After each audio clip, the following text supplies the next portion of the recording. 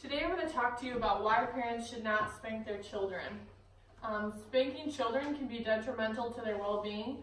There's a lot of research on why this is, yet 76% of men and 66% of women ages 18 to 65 agreed that a child sometimes should be spanked.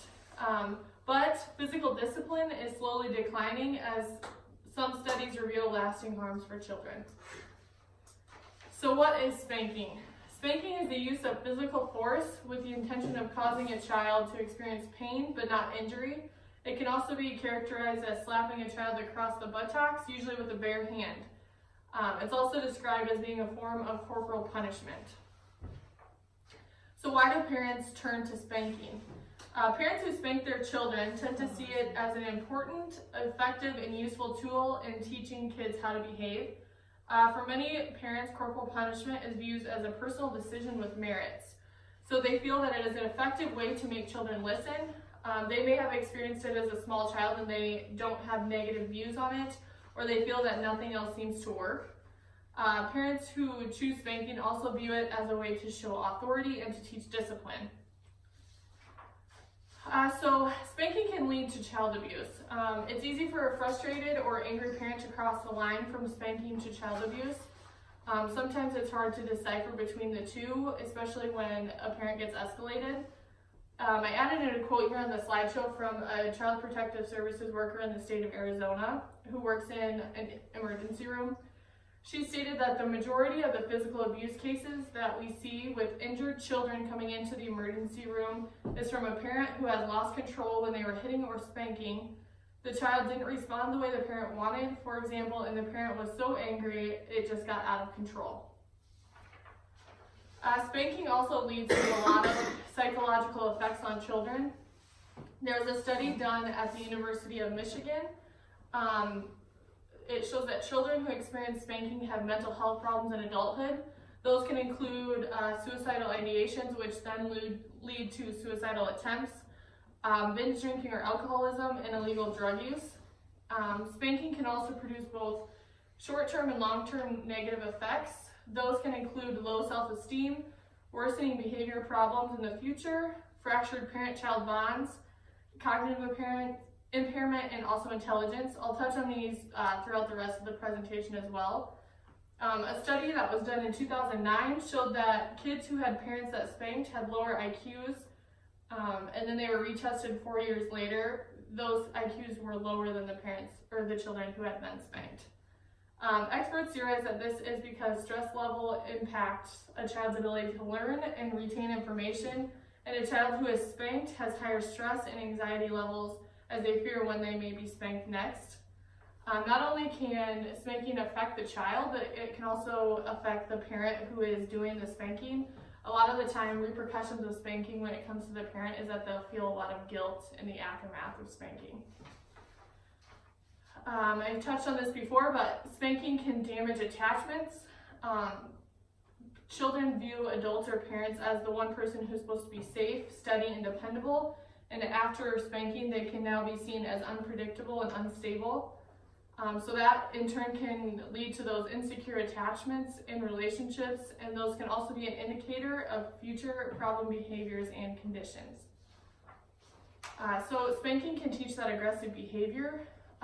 There's a lot of research behind children learning their behavior by modeling adults. So for example, if a parent spanks a child out of frustration or just trying to discipline or really just not sure how to discipline the child's going to see that modeled behavior of when they're frustrated to use aggression towards other people, which can in turn make that child exhibit that aggression towards you in the future or also in peer relationships.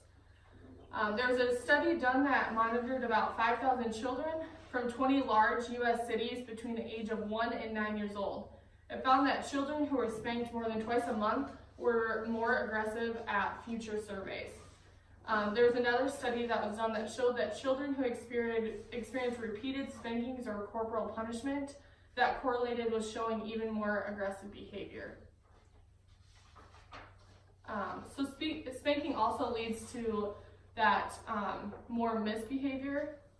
The problem with spanking is that it does work, but it only works for that immediate misbehavior. The kids will stop the instant that they are spanked. However, they will begin to resent the spanking and seek out conscious or unconscious ways to get even. A study featured on the Journal of Youth and Adolescence found that children who acted out more often got spankings that then in turn led to more acting out, and then that also led to more spankings. Researchers of this same study discovered even stronger evidence that spanking children before the age of 1 may be correlated with that negative catalyst that starts this cycle.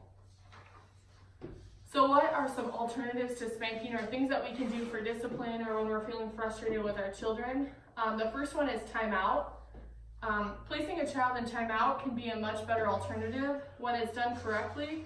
Timeout teaches kids how to calm themselves down, which is a useful life skill. In order for time out to be effective, kids also need to have plenty of positive time in with their parents. Then when they are removed from situations, the lack of attention will be uncomfortable, and that discomfort can remind them to behave better in the future. You can choose to take away privileges. Although the spanking stings for a minute or two, taking away a privilege hurts much longer. So you can take away TV, video games, a favorite toy, or a fun activity, and that will give them the reminder not to repeat that mistake.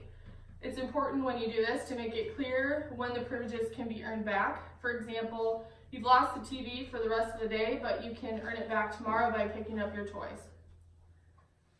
You can choose to ignore mild misbehavior. So selective ignoring can actually be more effective than spanking. This doesn't mean you should look the other way if your child is doing something dangerous or inappropriate, but you can ignore attention-seeking behavior. When your child tries to get attention by whining or complaining, do not give it to them. Look the other way, pretend that you can't hear them, or don't respond. Then when they are able to ask nicely or behave, return your attention to the child. Over time, they'll learn that polite and positive behavior is the best way to get their needs met. You can choose to teach new skills. One of the main problems with spanking is that it doesn't teach your child how to behave better. Spanking your child because they threw a temper tantrum won't teach them how to calm themselves down the next time that they're upset. You can provide logical consequences. These are a great way to help children who are struggling with specific behavior problems. They're usually tied to that misbehavior. For example, if your child doesn't eat their dinner, don't let them have a bedtime snack. Or if they refuse to pick up their trucks, don't allow them to play with them for the rest of the day. Linking the consequence directly to the behavior problem helps children see that their choices have direct consequences. You can allow for natural consequences. So this is more or less letting the child learn from their own mistakes. A good example of this is if your child says they're not going to wear a jacket, let them go outside and get cold as long as it's safe to do so. Natural consequences when you think your child will learn are good when you think that they will learn from their mistake. You can choose to reward good behavior. So instead of spanking a child for misbehavior, reward them for good behavior. For example, if your child fights with their siblings often, set up a reward system to motivate them to get along better with them. Providing this incentive to behave can turn around misbehavior quickly. Rewards help children to focus on what they need to do to earn privileges rather than emphasize the bad behavior that they are trying to avoid. You can also praise good behavior. Prevent behavior problems by catching your child being good. For example, when they're playing nicely with their siblings, point it out. Say you were doing such a good job sharing and taking turns today. As you've learned today, spanking can be detrimental to a child's well-being. It has a lot of long-lasting negative effects. Today we learned more positive alternatives to use in place of spanking to avoid these negative long-lasting effects. These alternatives provided are a better avenue for discipline. Thank you for listening to my presentation today.